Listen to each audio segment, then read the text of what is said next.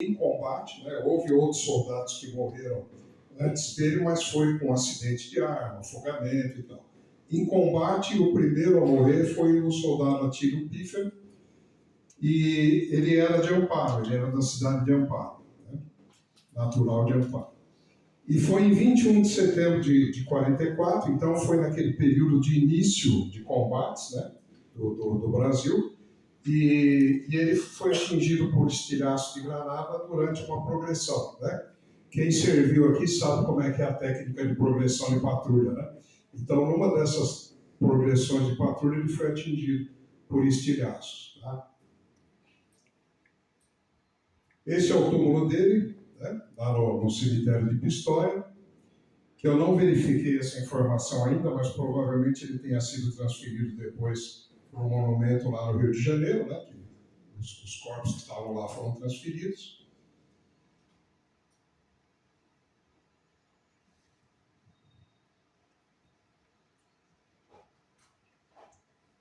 E aqui é uma matéria que saiu no estado de São Paulo, então, em 14 de abril de 45, sobre o falecimento dele. Né? Isso pode ser consultado no acervo do Estadão.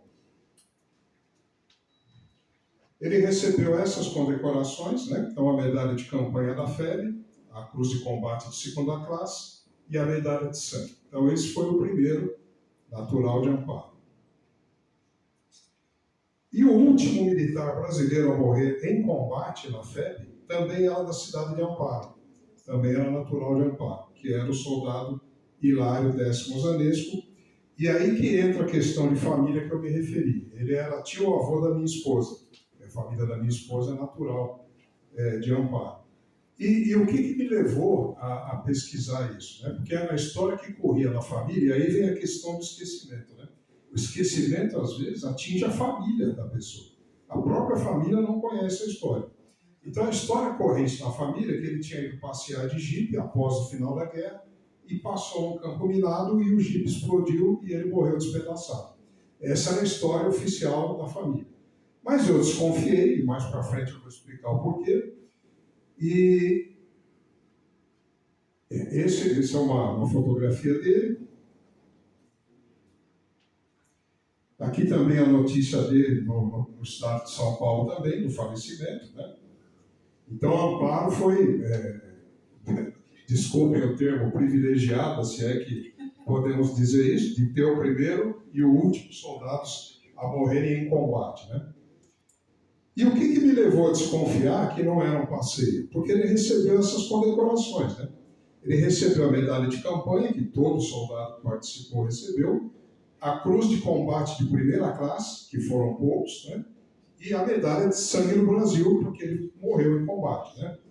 Então eu falei, bom, não é possível que alguém que tenha ido passear de jipe, nunca ouvi falar de medalha de passeio de jipe. Né? E aí, mas tudo bem, a história corrente era essa, a gente tinha que acreditar. E aí entra em cena o capitão Hernando Airosa da Silva, que ele comandou 2 unidades na Itália, né? A 2ª Companhia do 1º Batalhão do 6º RI e a 3ª Seção do 1º Batalhão do 6º RI. E o primeiro combate, que a gente pode chamar de batismo de fogo da fé, foi ele, o comandante da Força-Tarefa, que levou a cabo esse combate, ou seja, foi quando morreu o soldado Atílio Pífero, que estava sob o comando dele. E, curiosamente, o Hilário Zanesco também estava sob o comando dele quando morreu. Né? Ainda bem que foi no final da guerra, porque senão ninguém ia querer servir sob o comando dele. Né? Mas, brincadeiras à parte, né? Ele então comandou as ações na qual tombaram Atílio e Hilário, né? E a primeira frente da 2ª Companhia, né? Comandando esse destacamento na tomada de Camaiore. E, na verdade, assim, eu tenho mais informações sobre a questão do Hilário por causa da questão de família. E o que me levou a descobrir efetivamente o que aconteceu, essa é uma foto dele, né, ainda lá na Itália. Essas as condecorações que ele recebeu, e ele recebeu a estrela de bronze americana, né? Então dá para imaginar o tipo de soldado que era, né? de militar que era. E o que me levou a descobrir a verdadeira história foi esse livro. Né? Então, um belo dia eu estava num sebo, como é meu hábito costumeiro, e vi esse livro lá numa prateleira, que eu não conhecia, mas eu sabia que o capitão Airosa tinha sido comandante da unidade que serviu o soldado Hilário. E a minha esposa estava comigo, eu comentei com ela, falei, esse livro deve falar do seu tio, porque esse cara foi comandante dele. E comprei o livro. E, de fato, lá um trecho do livro conta a história. Né? Então, o que aconteceu? Nesse ataque, né, a segunda companhia, que na ocasião tinha sido comandada pelo capitão Airosa, e no momento era comandada pelo capitão Evangelista, eles tinham sofrido pesadas baixas no dia anterior em combate com os alemães. E de repente, essa segunda companhia se viu cercada por uma tropa alemã, né, tanques, caminhões.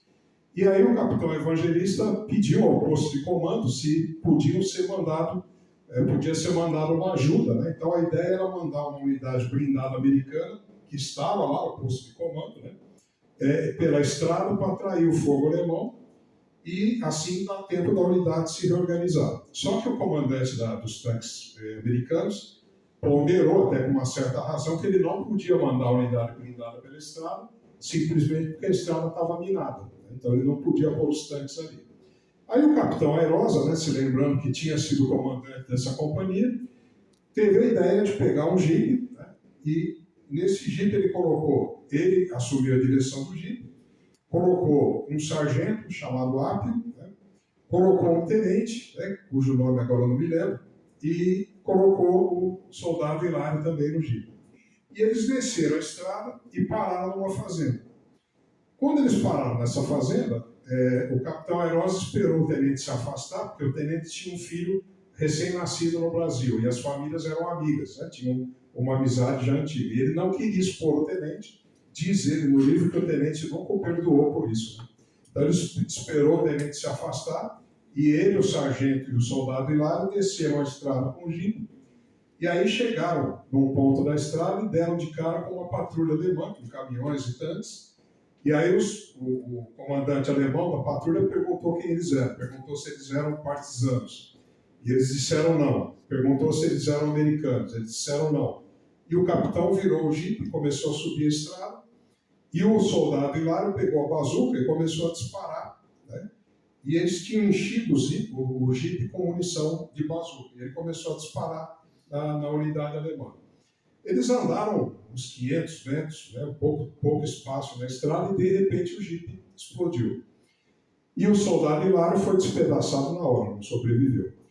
E o capitão e o sargento ficaram feridos ali no local e depois foram capturados pelos alemães.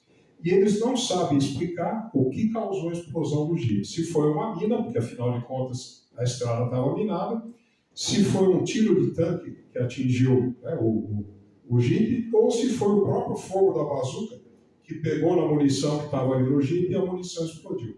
Então o fato é que essa foi a verdadeira ação do soldado Hilário, ou seja, não foi passeando, foi em combate, né? E isso causou uma comoção tremenda na família, quando até algumas pessoas, para acreditar, tiveram que ler, né? Então eu tirei uma cópia do livro e falei, não, está aqui, né? Esse é o oficial que participou dessa ação. Né? Então foi por conta disso, por conta dessa questão familiar, que eu me interessei em pesquisar mais a fundo essa história em particular. Depois eu coloquei aqui algumas curiosidades, né? Então esse aqui é um cartaz que foi desenhado por um sargento de Campinas, né? Que era comandante de uma seção de metralhadoras no 6º RI, que é um desenho que ele fez, né? Até as pessoas acham estranho porque ao fundo está o sol nascente japonês, né? Mas enfim, é uma criação de um artista, né? E foi para comemorar então a vitória dos aliados. Aqui, como eu sou um filatelista também, eu coloquei aqui alguns exemplos da FEB, né, como ela é homenageada frequentemente na filateria. Inclusive, recentemente, eu comprei uma série aqui de selos, né, que essa parte inferior esquerda aqui, que é uma série que foi emitida em homenagem à FEB. Eu não tinha a série completa e agora, felizmente, consegui completar. Aqui uma vista aérea do Monumento Votivo Militar Brasileiro, lá em Pistoia, né, que foi erguido em homenagem ao desempenho brasileiro lá na guerra. E essa é uma outra imagem, né, onde fica a tumba do soldado desconhecido, lá em Pistoia. Aqui o Monumento Nacional, lá no Rio de Janeiro, né, na Segunda Guerra. Esse monumento é aqui em São Paulo, né, que todos conhecem, fica em frente ao Círculo Militar, ali perto de Ibirapuera. Né. Nós estivemos lá recentemente, porque houve uma caminhada, né, um treinão lá, né, e a gente passou em frente a esse monumento. Então eu, inclusive, tirei fotos e tal. E aqui um mapa que eu achei interessante, que ele mostra toda a campanha resumida do Brasil na Itália. Né?